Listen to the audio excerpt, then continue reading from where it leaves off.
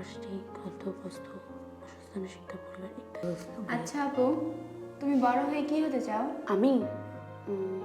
আমি বড় হয়ে পুলিশ অফিসার হব। যত দুষ্ট লোক আছে সবগুলোকে ভরে জেলে দেব, যাতে তারা কেউ পচা কাজ করতে না পারে। তোকে আজকে আমি মেরে ফেলবো। তোকে একটা কাজের সময় খুঁজে পাওয়া যায় না। আজকে তো শেষ দিন। তোকে আমি মেরে ফেলবো আজকে। আর মারেন না। দেখেছিস, আজকেও শুরু হয়েছে। আমরা কি কিছু করতে পারি না?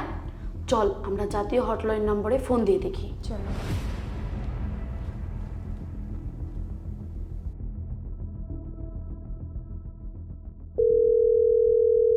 হ্যালো, জরুরি হটলাইন নাম্বার থেকে বলছি।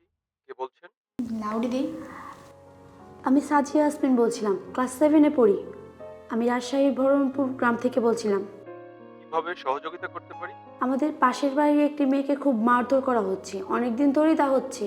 আজকে ওর কান্নার শব্দ শুনতে পেলাম, প্রতিনিয়তই আমরা শুনতে পাই, কিন্তু একটু পর থেকে তার কান্নার আওয়াজটা আমি শুনতে পাচ্ছি না। আমাদের খুব ভয় করছে, যদি তার কিছু হয়ে যায়।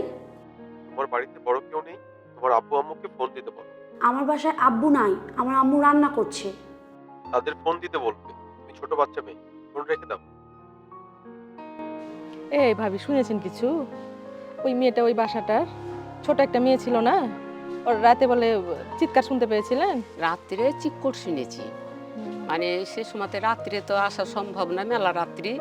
সকালবেলা এসে দেখছি কি যে মেয়েটাকে ভ্যানে করে মেডিকেল নিয়ে যেত। সে এমন মারি মেরেছে যে মেয়েটা একবারে না বাঁচার মতো হয়ে আছে।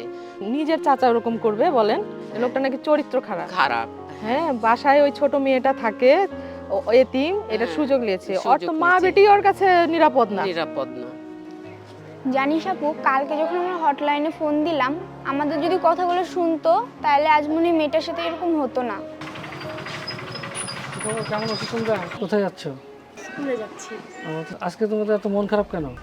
আমাদের বাসার পাশে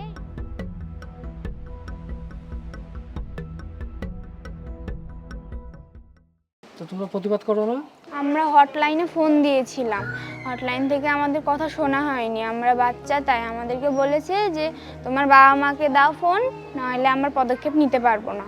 এমন তো হওয়ার কথা না। আচ্ছা ঠিক আছে, দেখি আমি হটলাইন কর্তৃপক্ষের সাথে কথা বলবো, যাতে করে তোমাদের এই অভিযোগগুলো মানে খুব গুরুত্বের সাথে দেখে এবং খুব দ্রুত পদক্ষেপ নিতে পারে। হ্যাঁ, আর আমি পত্রিকায় লেখালেখির মাধ্যমে আমরা জনমত গড়ে তুলবো, যাতে করে তারা পরবর্তীতে তোমাদের এই কথাগুলো গুরুত্বের সাথে দেখে।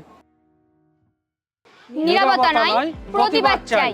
শিশুর প্রতি যৌন শোষণ রুখবো সবাই।